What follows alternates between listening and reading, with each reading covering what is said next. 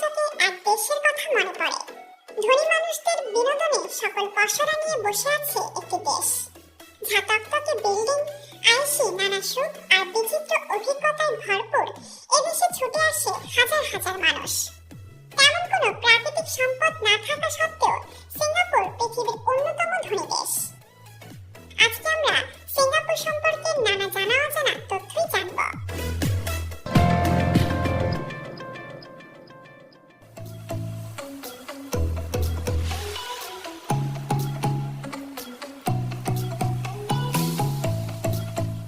আধা শতাব্দী আগেও সিঙ্গাপুর এমন আলো ঝলমলে দেশ ছিল না। এটি ছিল দারিদ্রতায় জরাজীর্ণ এক অঞ্চল। মাছ শিকার ছিল তাদের প্রধান পেশা, কারণ এটি একটি দ্বীপ রাষ্ট্র। এর চারদিকে প্রায় সমুদ্র। দুটি প্রণালীর মাধ্যমে এটি মালয়েশিয়া এবং ইন্দোনেশিয়া থেকে বিচ্ছিন্ন হয়েছে। এখানে ছোট ছোট অনেক দ্বীপ রয়েছে। দেশটির আয়তন মাত্র 716 বর্গ কিলোমিটার। দেশ না বলে বরং নগরী বলাই বেশি মানানসই। এর নাম এসেছে সংস্কৃত শব্দ সিংপুরা বা সিঙ্গাপুরা থেকে, যার অর্থ সিংহের এলাকা। কথিত আছে যে রাজা সিঙ্গাপুর আবিষ্কার করেন তিনি দ্বীপে নেমে দেখেন এখানে বিশাল আকৃতির সিংহ, তাই তিনি এর এমন নামকরণ করেন। তবে পরিবেশ বিজ্ঞানীরা একথা বাতিল করে দেন, কারণ এই অঞ্চলে বাঘ পাওয়া গেলেও সিংহ পাওয়া যায় না।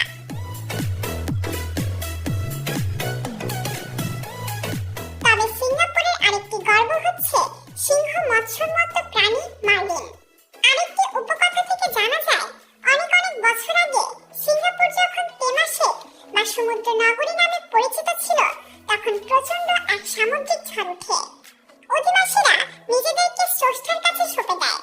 ঠিক তখনই সমুদ্র থেকে অর্ধেক সিংহ ও অর্ধেক মৎস্য আকৃতির এক জন্তু আসে। সেই জন্তুটি ঝড়ের বিরুদ্ধে লড়াই করে দ্বীপবাসীদের বাঁচিয়ে দেয়। সে থেকে মার্লিন তথা সিংহ মৎস্য সিঙ্গাপুরিদের গর্ব আর বীরত্বের প্রতীক হয়ে ওঠে। নিজেদের বীর জাতি ভাবলেও একটা সময় কিন্তু নিজেদের দেশের স্বাধীনতা চায়নি তারা। দ্বিতীয় বিশ্বযুদ্ধের সময় সিঙ্গাপুর জাপানের অধীনে ছিল। যুদ্ধ শেষে জাপান পরাজিত হলে এটি ব্রিটেনের নিয়ন্ত্রণে আসে। 60-এর দশকের শুরুর দিকে যখন এশিয়া থেকে নিজেদের গুটিয়ে নিচ্ছিল, ব্রিটিশরা তখন বেশ কিছু দেশ স্বাধীনতা অর্জন করে। দ্বিতীয় বিশ্বযুদ্ধের সময় সিঙ্গাপুর জাপানের অধীনে ছিল। যুদ্ধ শেষে জাপান পরাজিত হলে এটি ব্রিটেনের নিয়ন্ত্রণে আসে।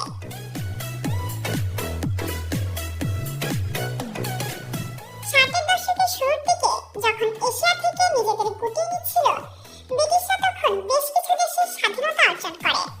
ইন্দোনেশিয়া, মালয়েশিয়া, সিঙ্গাপুর প্রায় একই সময় স্বাধীন হয়। সিঙ্গাপুর স্বাধীন হয় 1961 সালের 31 আগস্ট। কিন্তু ব্রিটেনের বরাবরই ভয় ছিল তাদের নিয়ে। তাদের ধারণা ছিল সিঙ্গাপুর কমিউনিস্টদের আখড়ায় পরিণত হবে। তাই তারা চেয়েছিল ছোট্ট সিঙ্গাপুরকে বড় কোনো দেশের সাথে যুক্ত করে দিতে। তখন সিঙ্গাপুরের প্রধানমন্ত্রী ছিলেন লি কুয়ান।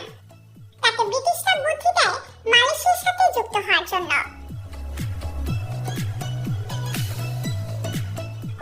সম্পদবিহীন দরিদ্র সিঙ্গাপুরে নিজের দাঁড়ানোর ক্ষমতা ছিল না।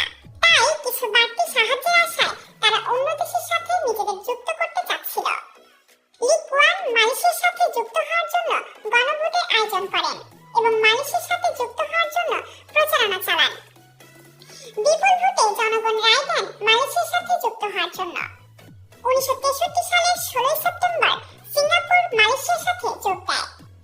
কিন্তু মালয়েশিয়া বিষয়টাকে ভালোভাবে নেয়নি। তারা নিজেরাও খুব একটা ভালো অবস্থায় ছিল না।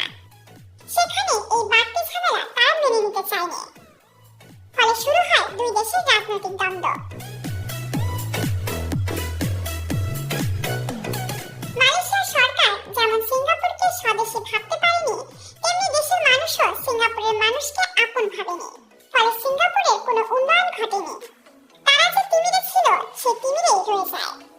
দরিদ্রতা, জাতিগত দাঙ্গা, ধর্মীয় দাঙ্গা মিলিয়ে হযবরল অবস্থা হয় তাদের। সব মিলিয়ে তাদেরকে নিয়ে বিপদে পড়েন মালয়েশিয়ার প্রধানমন্ত্রী তেঙ্কু আব্দুর রহমান। তিনি আর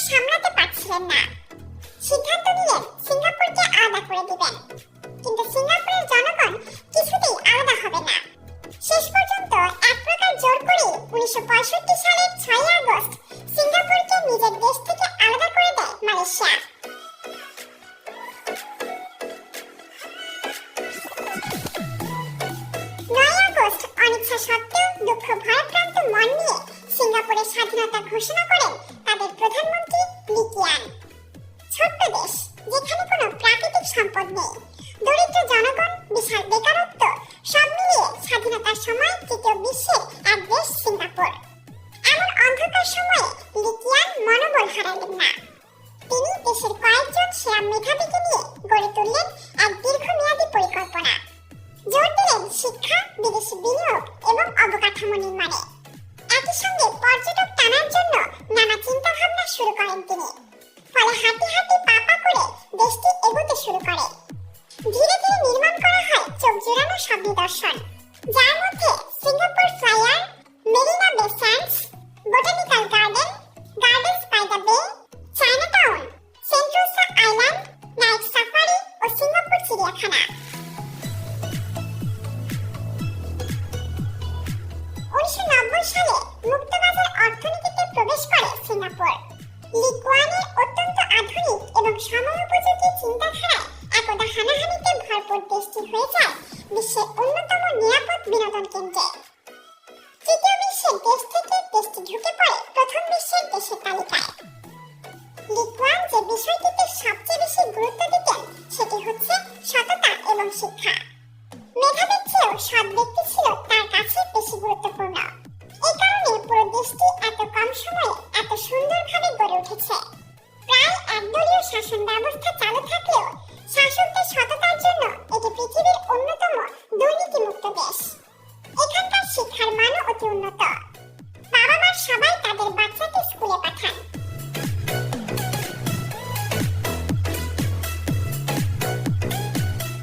স্বাধীনতার অর্ধ শতাব্দীর মধ্যে নিতান্ত গ্রাম্য জীবন থেকে সিঙ্গাপুর যে পৃথিবীর অন্যতম উন্নত দেশগুলোর মধ্যে স্থান করে নিয়েছে, এর মূল কারণ হচ্ছে সুচিন্তিত শিক্ষা ব্যবস্থা।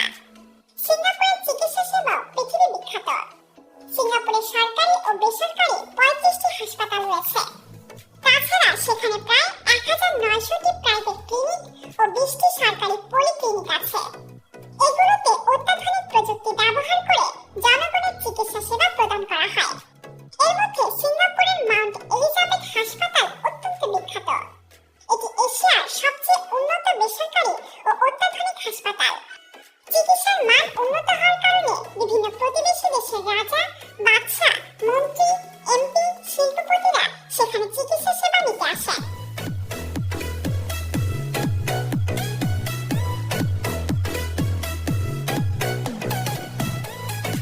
সিঙ্গাপুরের আরেকটি চোখে পড়ার মতো বিষয় হচ্ছে এখানকার আইন কানুন অত্যন্ত কড়া।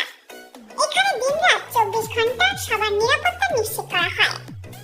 পর্যটক নির্ভর দেশ হওয়ার কারণে তারা নারীদের নিরাপত্তা নিয়ে অত্যন্ত সচেতন। কোনো পুরুষ যদি কোনো নারীর দিকে অশোভনভাবে তাকায়, তাহলে তার জন্য থানায় অভিযোগ করতে পারে নারীরা।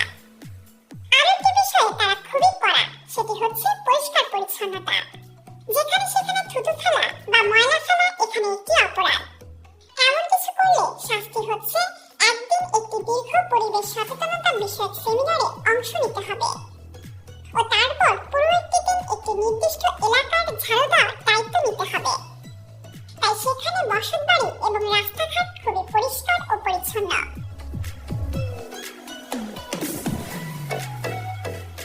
গাড়িতে হর্ন ও কালো ধোঁয়া নেই। মসজিদ, মন্দির ও গির্জা কোথাও কোনো মাইকের শব্দ পাওয়া যায় না। ছোট্ট এই দেশটি সিঙ্গাপুর সরকার ছবির মতো সাজিয়েছে। 24 ঘন্টা বিদ্যুৎ সুবিধার কারণে সিঙ্গাপুরের রাতের আলোকিত দৃশ্য দেখে মুগ্ধ হবে যে কেউ। একটা সময় ছিল স্বাধীনতা পেয়ে মন খারাপ করেছিল সিঙ্গাপুরবাসী।